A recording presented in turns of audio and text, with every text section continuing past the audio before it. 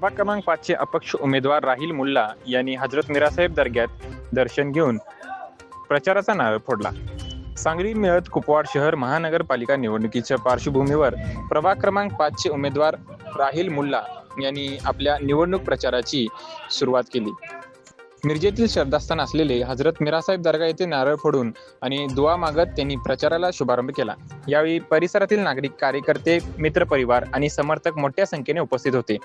प्रचाराच्या पहिल्याच दिवशी मतदारांशी थेट संवाद साधत राहिल मुल्ला यांनी प्रभागातील मूलभूत प्रश्न, नागरी सुविधा, स्वच्छता, रस्ते, पाणीपुरवठा आणि युवकांसाठी रोजगारांच्या संधी यावर लक्ष देण्याचे आश्वासन दिले। प्रभागाचा सर्वांगीण विकास, पारदर्शक कारभार आणि सर्व समाज घटकांना सोबत घेऊन काम करणे हेच माझे उद्दिष्ट आहे, असे मत त्यांनी यावेळी व्यक्त केले। प्रचाराची सुरुवातीला परिसरात सकारात्मक वातावरण पाहायला मिळाले असून आगामी काळात घराघरात जाऊन जनतेशी संवाद साधणार व भेट घेणार असल्याचे यावेळी त्यांनी सांगितले। नमस्ते, माझं नाव राहिल अफसर मुल्ला।